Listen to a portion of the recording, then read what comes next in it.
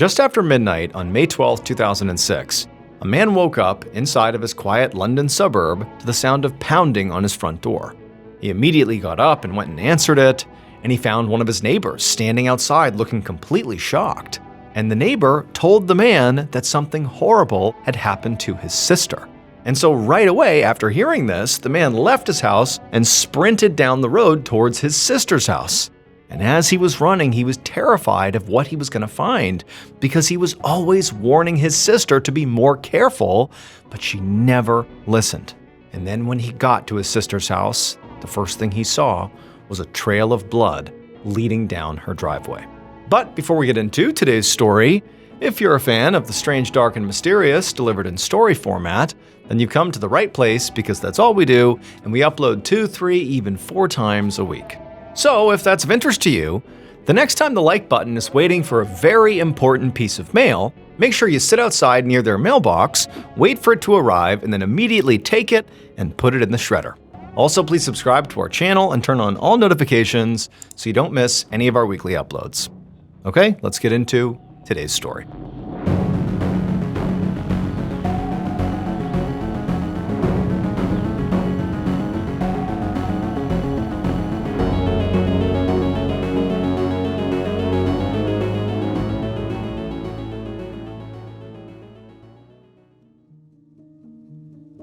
On the evening of May 11, 2006, a 29-year-old hairdresser named Nisha Patel Nasri sat down for a rare break in between clients inside of her hair salon in the Wembley district of London. Nisha had opened up the salon when she was just 18 years old, and she'd been running it herself for the last 11 years.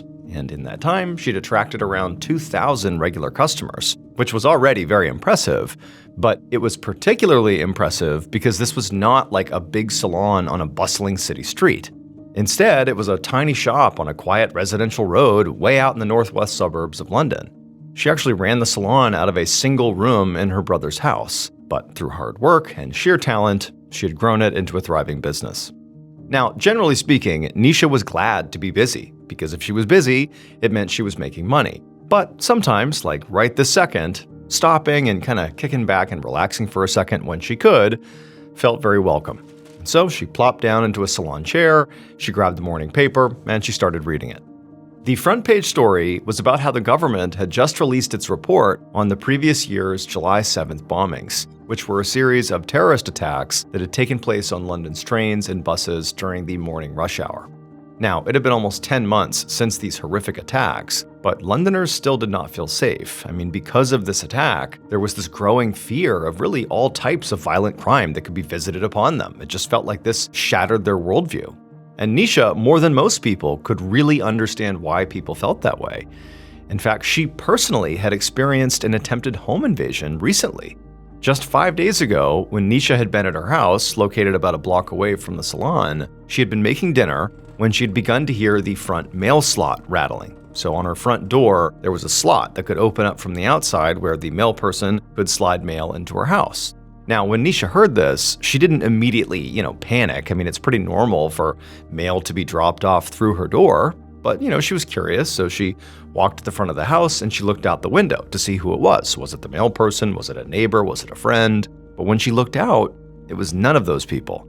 It were these 3 men wearing dark clothes who she didn't know who they were, and they were clearly trying to break into her house. But these men had picked the wrong house to rob, because in addition to being a hairdresser, Nisha was also a special constable, which was basically a part-time volunteer police officer. So instead of her, hiding or calling for help, she'd just gone out to confront the men herself. And they'd been so caught off guard by how confidently she strode out there and called them off that they'd literally just turned and ran away.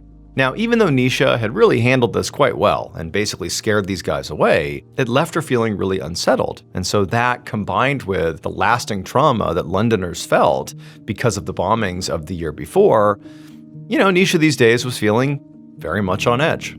However, every time Nisha found herself sort of defaulting to that victim mindset, being fearful that something else terrible is going to happen to her, she would remind herself that, she was a special constable, and whatever problems were thrown her way, she would handle them like she always did. But even though for Nisha that was sort of a confidence booster, for other people in Nisha's family, they weren't so thrilled she was a special constable.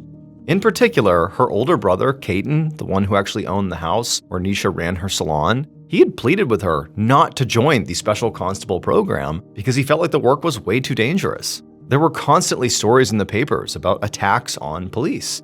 And unlike full-time officers, special constables were not authorized to use weapons to defend themselves. But for Nisha, that had never been an issue. She felt very proud of what she was doing, especially now that everybody was so on edge after the July 7th bombings. Now was the time for people to continue to step up and keep London safe, and so she felt like that's what she was doing. And so as Nisha finished reading the front page of the paper, she heard a bell jingle on the front door of the salon. So she tucked the newspaper away, hopped up, and went to go greet her next client. Later that night, around 10 p.m., Nisha closed up shop and swept the salon floor. And then a few minutes later, she heard the front door jingle again, and she looked up and saw her husband, whose name was Fadi Nasri, walking in with a paper bag of takeout food. Nisha instinctively shouted up the stairs for her brother, Caden, who had come home from work earlier that evening and had been hanging out in his part of the house since then. And a moment later, he came down the stairs to join the couple for some food. Fadi spread out the plastic containers of Indian food on the coffee table in the waiting area, and Caden began eating, while Fadi went ahead and sat down in Nisha's salon chair to get his haircut. And Nisha was even more careful than usual with his haircut, because she and her husband were going to their brother's wedding in a couple of days, and Nisha and Fadi knew they'd be in all the wedding pictures, and so they wanted to look their best. While she cut Fadi's hair, she helped her brother talk through preparations for the wedding. Their mother and father had both passed away years ago, so when it came to big family events like this, the two siblings were kind of on their own. Caden reminisced about how he'd given Nisha away at her own wedding, which was exactly 3 years ago yesterday, since their own father couldn't. Nisha smiled as she continued cutting Fadi's hair. Thinking about their wedding anniversary reminded her how grateful she was for her husband and the life they'd built together since. A few months after they had gotten married, Nisha had loaned Fadi some money to open up a limousine rental company, and his business had really taken off. And Nisha was proud to see her husband working these long hours and making great money. It felt like they really were a team, two ambitious, successful business owners working together to build a better future. Once Fadi's haircut was done, Nisha called Caden over and she gave him a pre-wedding trim as well. And as she finished up, Caden asked her if maybe she wanted to spend the night here at his house. He was still rattled by that attempted break-in at Nisha's house a couple of days earlier, and he really didn't feel like she was safe in her own home. But Nisha said, no, we're fine. So around 11 p.m., Nisha and her husband Fadi walked back to their house, which was, again, right around the corner. Their house was a cream-colored, two-story home with red shingles on the roof. And along with Fadi's car in the driveway, there was a stretch limo and a Humvee parked on the curb that Fadi used for work, and which both very much stood out in their middle-class neighborhood. Nisha unlocked the door and then tossed her phone and keys on the sofa and then went upstairs to get ready for bed.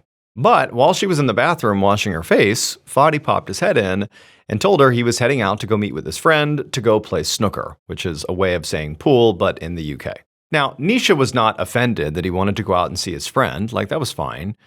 But in reality, she and her husband had been talking about wanting to start a family. And for the most part, they both agreed that now was the time to, try to have kids. And so when she was thinking about tonight, she was thinking, maybe we could, try to have a baby tonight. But it just seemed like not only tonight, but just generally speaking, every time there was like a window to, try to have a kid, Fadi was either too tired or he was going out with friends, or it just seemed like he would say he was interested, but then when it was time to actually do the thing, he was nowhere to be found. And so it seemed like that was happening again tonight. But it was late, and Nisha didn't feel like arguing with her husband, so she dried her face and just told Fadi to have fun with his friend. A few minutes later, as Nisha brushed her teeth, she heard the sound of her husband's car pulling out of the driveway. A little bit later, she went downstairs and turned off the lights and locked the doors, and then went back upstairs and crawled into bed alone. But then, about 30 minutes later, right as Nisha is about to fall asleep, she hears these footsteps in her house, and she didn't hear the sound of her husband return home. She just hears these footsteps downstairs. And so she sits up and she's hearing these sounds, and she thinks to herself, it could be my husband. Or, because just less than a week ago, somebody tried to break into her house, she's thinking, are they back? Has someone broken into my house? And so, not sure who was down there, she got out of bed quietly, grabbed a flashlight, tiptoed out of her room, and then began heading downstairs to see who was in her house. A few minutes later, one of Nisha's neighbors was woken up by blood-curdling screams in the street outside his house. He jumped out of bed, went to the window, pulled back the curtain, and when he looked out, he saw Nisha limping down the street in her nightgown with a flashlight in her hand. And so the neighbor instinctively called for an ambulance and then rushed outside to help Nisha. And when he caught up with Nisha, she was hobbling back up her own driveway, and he asked her if she was okay, and she just choked out that she'd been stabbed. But before she could say who stabbed her, she collapsed onto the pavement, clutching this bloody spot on her thigh. At this exact moment, the neighbor looked up from Nisha, and he saw a man in a hooded sweatshirt running away down the street. By this point also, more people were trickling out onto the road, and another woman ran over to Nisha and put a towel on her leg and began pressing on the wound. And then as soon as the first neighbor who had gone outside and seen Nisha, as soon as he heard the ambulance coming down the road, he stood up and he bolted down the road to go find Nisha's brother and tell him what had happened and what he had seen. Over this past winter break, when myself, my wife, and my 3 kids were home, I was sent this package of My Mochi, which is like ice cream, these little bites of premium ice cream wrapped in this sweet, chewy dough. And I was told, like, hey, try this out, see if you like it, and see if you want to advertise this product. And I'm like, all right, I obviously tried the product, and I am hooked on My Mochi. Like, seriously, I was blown away by how good these things are. I was sent strawberry, mango, and cookies and cream. And let me tell you, cookies and cream is out of this world. It's so refreshing. That's the way my wife and I refer to My Mochi, as being like very refreshing. And so we plow through all this mochi we got sent, and literally we went out before this big snowstorm. We went out to the grocery store before it shut down because of the storm, just to buy all the mochi we could. Crushed it. It's so good. It's only 70 calories. It's gluten-free. It's so good, you gotta try it. My Mochi, it's the best. Each purple box comes with 6 perfectly portioned mochi snacks, available in mouth-watering flavors like strawberry, mango, and cookies and cream. Cookies and cream, really quite good. Feel joyfully chill with every bite of My Mochi ice cream. Look for the purple box of My Mochi ice cream in the freezer aisle of your local grocery store. It's really, really good.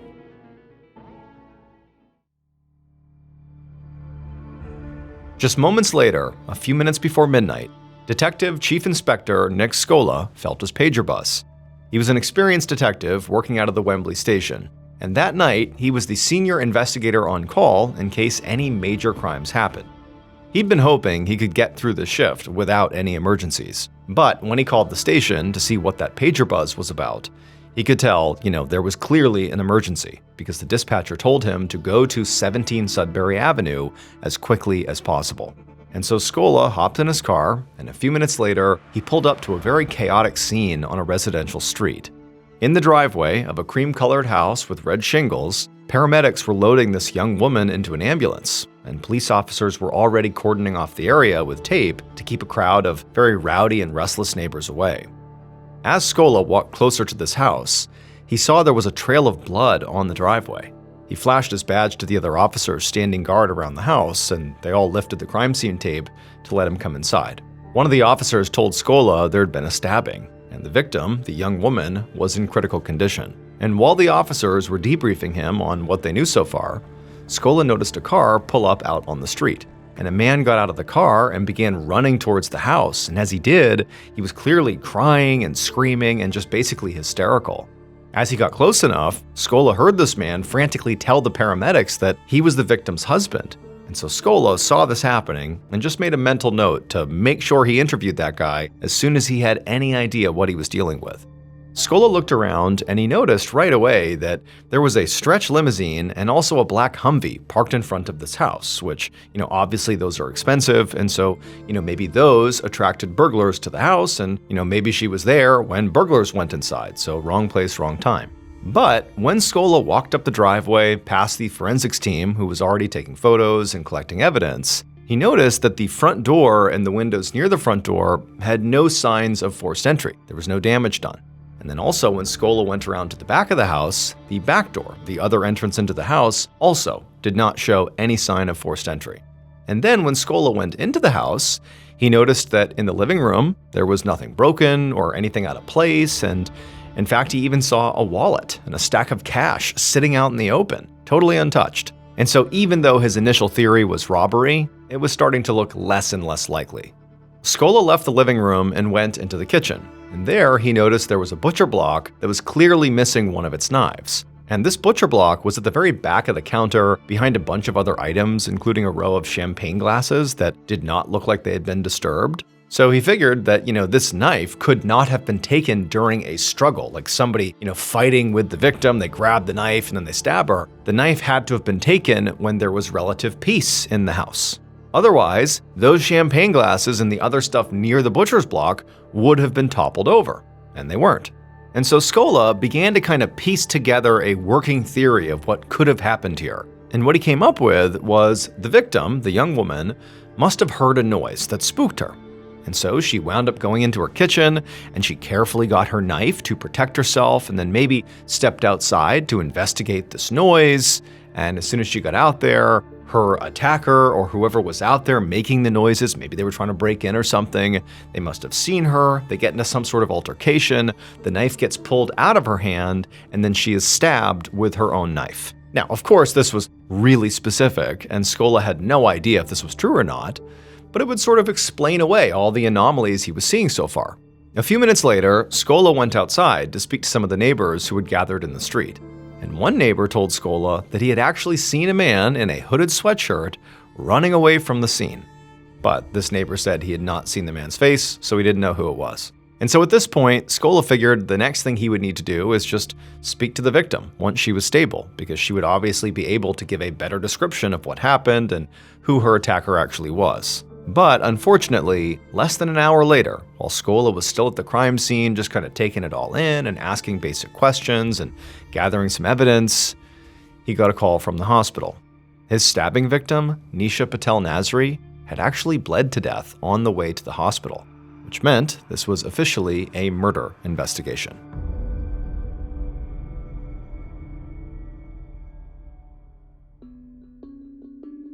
The next morning, after Detective Scola was finally done processing the scene, he walked into the Wembley police station, and it was unusually quiet. The other officers looked very somber.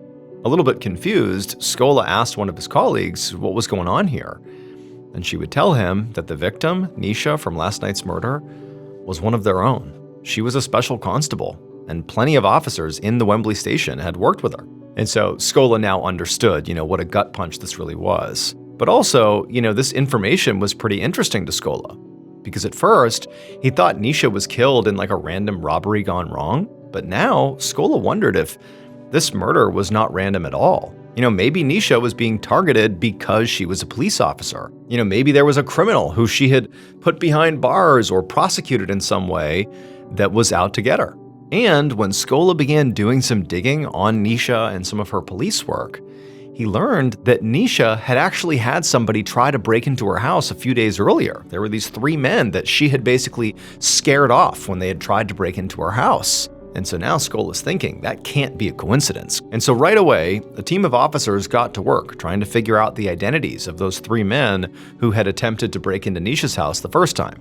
And so while the officers did that, Scola headed back to the crime scene to go see if he could find that knife that was missing from the kitchen. He figured at this point that had to be the murder weapon, and if it was, the killer's fingerprints or DNA could be on the knife. When Scola pulled up on Sudbury Avenue a little bit later, he saw swarms of reporters and TV cameras crowding around the house, where the crime scene tape was still up, keeping them back. And as Scola approached the house, a reporter noticed him and ran towards him with a microphone and began asking him questions. Namely, did the police have any idea why a special constable had been murdered at her own home? But Scola brushed the reporter off. He was not about to talk about this case yet. He really did not have any information to give up anyways. And he ducked under the police tape. Once inside the cordoned off area, Scola saw there were dozens of officers already scouring the area looking for this missing knife, dumping out trash cans and digging through the bushes. Scola caught one of the investigators' eyes and she kind of shrugged, which Scola took to mean that they hadn't found it yet. Scola also watched as 2 other officers hauled this high-powered vacuum out of a truck and over to a storm drain on the curb. and then they turned on this vacuum and began sucking up everything out of the drain, presumably to look for this knife. Scola walked over to them right as they began sifting through what they had sucked up. The vacuum had pulled up a whole bunch of stuff between leaves and trash and food wrappers, but ultimately there was no knife. Scola figured the killer must have dumped this knife somewhere near the crime scene, because they couldn't have gotten far before they realized they needed to get rid of it. And so Scola felt confident that this knife was going to turn up eventually. They just had to keep on looking. In the meantime, Scola went back inside the house, where he found a pair of investigators sitting in the living room with Nisha's husband, Fadi. And Fadi had his phone out, and he was playing a recording of this woman shouting violent threats. One of the officers who saw Scola pulled him aside and caught him up to speed. They said that Fadi had a solid alibi for the time of Nisha's murder. He was with a friend playing snooker a few miles away, and that friend had already confirmed it. And the officer also told Scola that Fadi had come forward and said that he already had a pretty good idea of who might have killed his wife. And so Scola sat down on the couch next to Fadi, and Fadi at that point started his story from the beginning. He said that 2 months ago, he'd gotten into a feud with a rival limo business owner in Scotland. He said that he had sold a Humvee to this other company under the condition that after the sale, Fadi could borrow it back for one last job. But the other company's owner had gone back on the deal and refused to let him borrow the car after the transaction. So in a moment of what he was calling poor judgment, Fadi had traveled to Scotland, rented the Humvee under a fake name, and driven it all the way back to London. But then Fadi said, while he was driving back to London, clearly the other owner figured out what Fadi was up to, because they gave Fadi a call, and Fadi recorded the voicemail they left. And so Fadi played the recording of this other business owner for Scola. And Scola, he heard this woman screaming over and over again that she was going to kill Fadi and his wife if he didn't bring her Humvee back. And as Scola listened, he thought this woman did not sound like she was joking. This seemed like a real threat. Now, Fadi said he did return the Humvee. He gave it back to the business owner, and so she no longer had a reason to kill him and his wife. Still, though, Fadi felt strongly that, this woman really had it out for them, and so he wanted the police to look into her.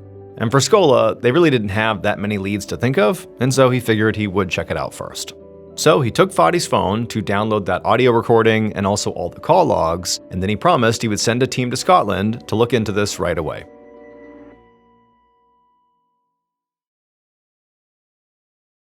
One afternoon, about a month later, Detective Scola sat in his office alone, going over the case files again and again.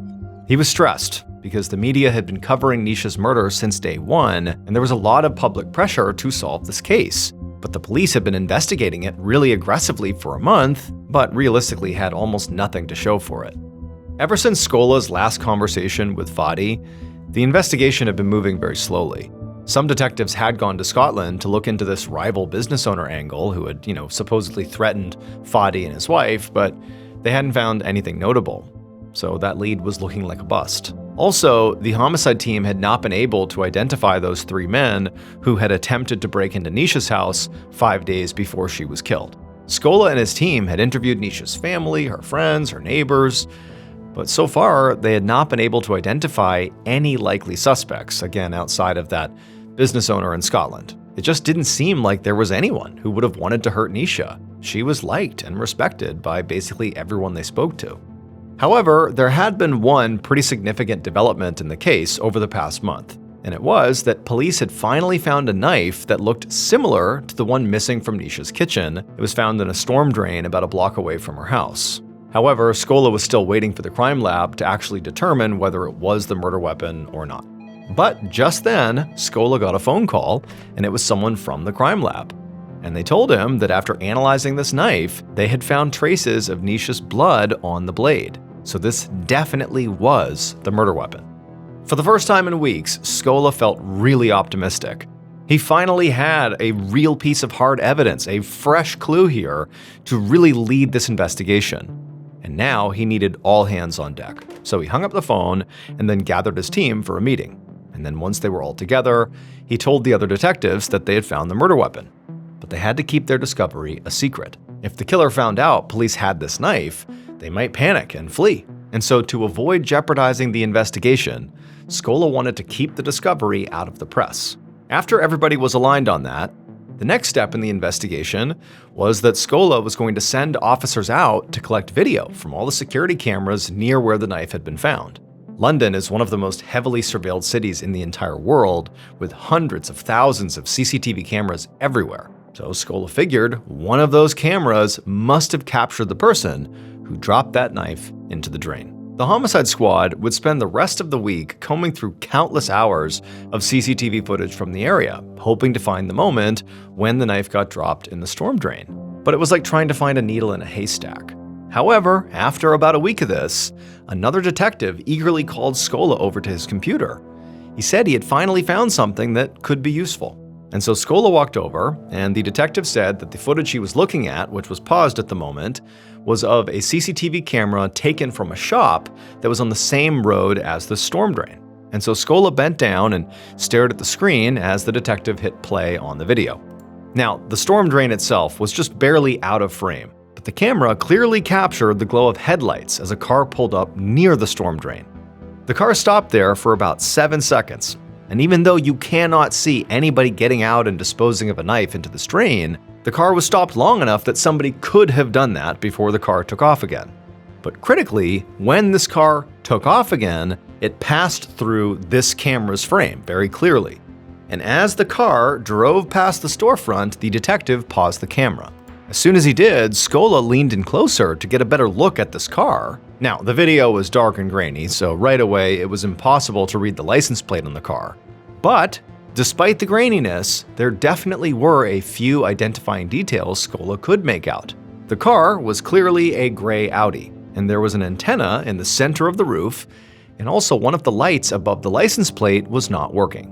Now, Scola knew there were literally tens of thousands of Audis in London, and so they knew the only way they'd track this one down is by sending officers out into the street to literally look for it.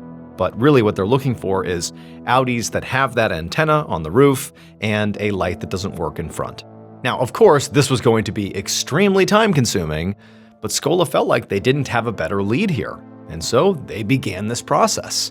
And for the next few weeks, that's all they were doing, just out on the streets canvassing for this Audi, and they didn't find it. And so as this investigation was feeling like it was about to hit another dead end, Scola felt like he just couldn't let that happen. There was too much pressure on him to get this done. But then suddenly, he thought about something that he'd totally put out of his mind: Fadi's phone. They'd actually taken the phone from Fadi 2 months ago to download that voicemail and also download the call log, but they actually hadn't given it back to Fadi yet. They were just holding the phone in evidence right now. Now, Scola felt like that audio message on the phone really had not amounted to anything and likely wouldn't.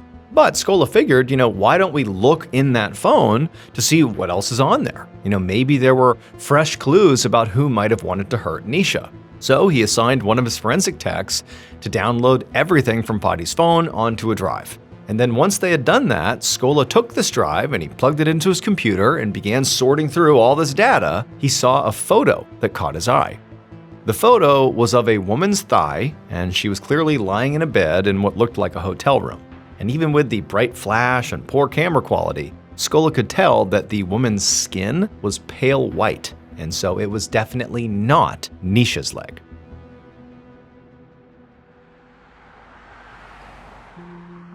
After finding this photo on Fadi's phone, Scola immediately drove to Nisha and Fadi's house. And when Fadi opened the door, Scola stepped inside and showed him the photo and asked him point blank if he was having an affair. Fadi right away said no, and he insisted he would never do that to Nisha, and the woman in the picture was literally just a friend. Now, Scola immediately felt like Fadi was lying. He did not believe him for a second. But there was no way to, force Fadi to tell the truth. And so ultimately, all Scola could do was just leave, get back in his car, go back to the station. And on the drive there, he wondered to himself if he had sort of just blown that opportunity. Should he have waited for more solid evidence before confronting Fadi? But he was also thinking that, there's so much pressure on him to solve this case, that he just had to make moves like this, take some chances. And so it is what it is. When Scola got to the precinct, he parked his car and he went in his office to think. And almost as soon as he sat down, there was a knock at the door. It was a man named Sid Shenoy, who was the family liaison officer who'd been working with Nisha's family. His job was to support the grieving family and communicate with them throughout the investigation. And so as a result of this role he was playing, Sid had created a level of trust with the family that really none of the other detectives had with the family. And Shenoy, when he walked in the room, told Scola that he'd just gotten a really interesting call from Fadi. He said Fadi had confessed to something that he'd basically been too afraid to tell Scola in person when he had just been visiting him, a couple minutes ago. And so Shenoy told Scola that you really ought to call Fadi and let him tell you what he just told me. And so right away, that's what Scola did. He called Fadi. And Fadi, when he picked up, he sounded very nervous and anxious and ashamed as he broke down and admitted that actually, yes, he was having an affair. He had lied. He said the leg in the photo belonged to a woman named Laura Mocking, and she was a Lithuanian sex worker who he'd been seeing for 3 months before his wife's death. Fadi said the reason he had lied to Scola is because he didn't want Nisha's family to find out he'd been cheating on her. But Scola knew there was also another obvious reason to lie here, because an affair would clearly give Fadi a motive to kill his wife. Fadi had been crossed off the suspect list at this point just based on his alibi. But this affair now made him look very suspicious. However, Scola just felt like it just didn't make sense that Fadi would be the killer. Number one, he did have a strong alibi. And also, two, apart from hiding this affair, which you could justify, you could say that obviously he didn't want ripple effect damage on the family or something, he'd been very cooperative with the investigation. I mean, he'd given them his phone, which had this damning photo on it. I mean, he'd sort of been very forthright. And so a new theory began to take hold in Scola's mind. If Fadi wasn't the killer, maybe it was possible that his mistress, Laura, was, or at least was directly involved in some way. I mean, she would have all the reason in the world to want to get rid of Nisha. So on September 1st, almost 4 months after Nisha was murdered, her husband's mistress, Laura Mocking, was brought into the station on suspicion of murder. In the interrogation room, detectives confronted her with all the evidence they had gathered that showed her relationship with Fadi was not just a casual affair. The two of them had met at a brothel where Laura was working as a sex worker, but eventually she stopped charging him to see her, which likely meant she must have developed real feelings for him. And so the detectives suggested that, if Nisha was gone for good, Laura would have Fadi all to herself. Laura insisted she did not know anything about the murder, and then she gave them a solid alibi. But that didn't mean much, because eyewitnesses thought they saw a man in a hooded sweatshirt running away after Nisha was stabbed. So the working theory was if Laura was involved in this murder, it was pretty likely that she had hired somebody else to do the dirty work. However, the detectives did not have real evidence. And so despite their suspicions, they had to release her. And then once again, they were back at square one.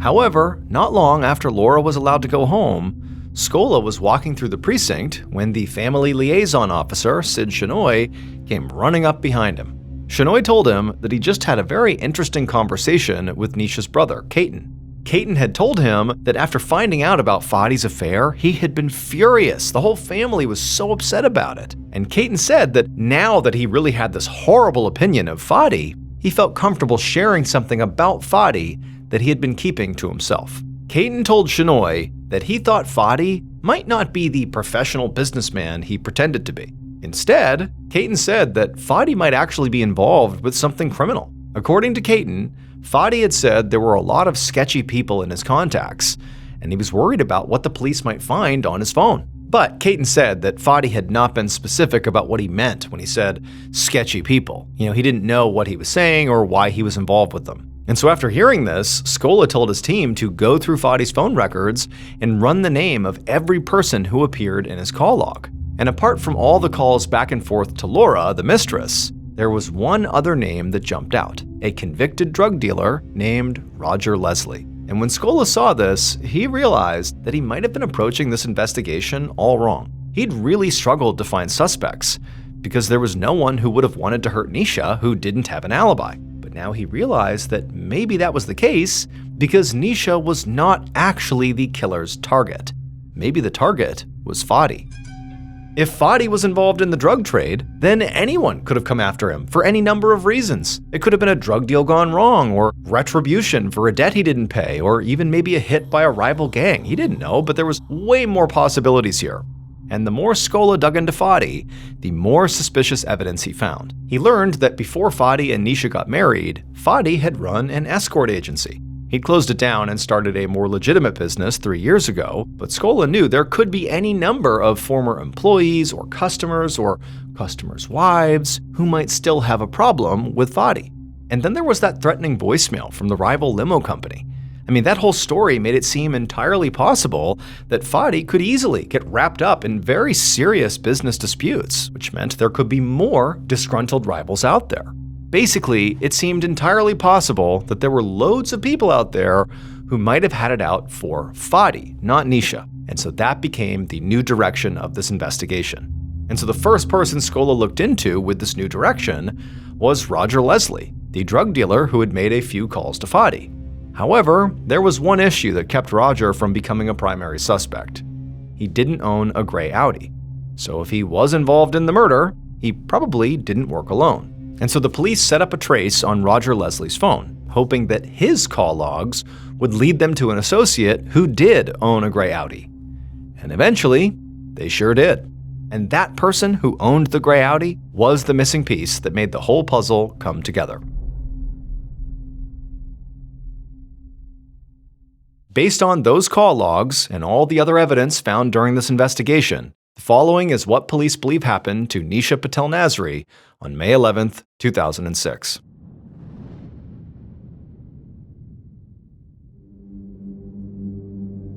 Around 11:50 p.m., just as Nisha was falling asleep, the killer pulled up to her house in the passenger seat of a gray Audi. The driver waited in the car while the killer got out and crept around to the back of the house. And as he walked to the back of the house, he kept looking in the windows to confirm all the lights were out. And they were. And then when he got to the back door, he pulled out a key he'd managed to get his hands on to open it up. And then once the door was open, he stepped inside. The killer slowly moved through the kitchen and then stopped because he heard the floorboards upstairs creaking. And so he held his breath as he realized that somebody upstairs was making their way downstairs. They were caught. The killer didn't know what to do. They hadn't prepared for this at all. He thought everybody in the house would be asleep. So he panicked and he reached over and pulled a knife out of that butcher's block in the kitchen and then ducked behind a wall to hide. He heard the footsteps getting closer and closer, and he's trying his best to hide. And then he saw a beam of a flashlight make its way into the kitchen, and then it comes across and lands squarely right on them. And the person holding that flashlight was Fadi's wife, Nisha. When Nisha saw the killer, she screamed and ran for the front door.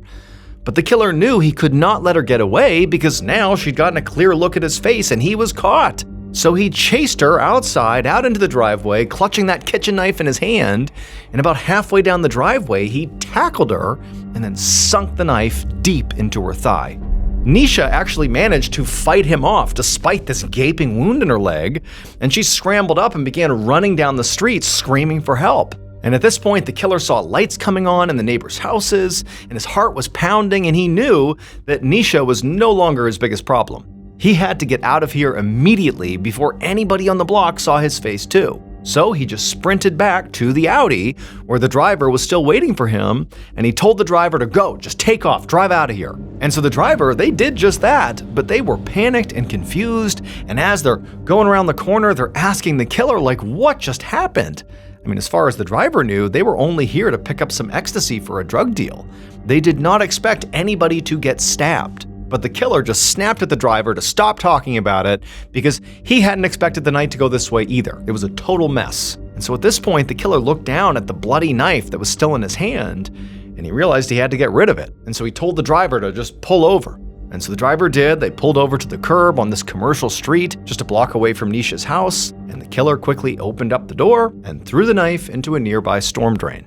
Then he slammed the door shut again, and as the Audi careened down the road, the killer took the driver's cell phone out of the cup holder and called the man who'd hired him to tell him everything that had just gone horribly wrong. The person he called was the drug dealer, Roger Leslie. However, when Roger got off that phone call with the killer, Roger immediately called the person who'd hired him. Roger had actually been hired to pull off a hit, but he didn't want to get his own hands dirty, so he'd outsourced the job. But now, after having spoken to the killer about this botched hit where basically they stabbed her and they had no idea if she actually was going to die or not, in fact, the last thing they saw was her running down the road screaming for help, now Roger knew he would have to explain himself to the actual mastermind of the murder plot, the person who'd given him the key to get inside. And that person was indeed Fadi Nasri, Nisha's husband. It turned out that Fadi was involved with a bunch of criminals, but they weren't after him. They were his friends. Because even though Fadi pretended to be this successful, legitimate businessman, he really was not. He was deep in debt, and he'd paid Roger Leslie to kill Nisha for the life insurance money. That way he could pay his debts and then also run off with his new mistress, Laura. And so while Nisha had been wanting to start a family and was starting to sense that maybe Fadi was not fully committed to that idea, well, her instincts were good because it turned out Fadi did not want to start a family with her. He wanted to kill her and move on. According to prosecutors, that earlier break-in at Nisha and Fadi's house a few days before she was killed was very likely either a reconnaissance mission or a failed first attempt to kill Nisha. In the end, 4 people were arrested and charged with Nisha's murder. They were Fadi Nasri, Roger Leslie, the hitman who actually stabbed Nisha, his name was Jason Jones, and the driver of the car, a man named Tony Emanuel. Now, the driver was acquitted, but the other 3 men were all convicted and sentenced to life in prison.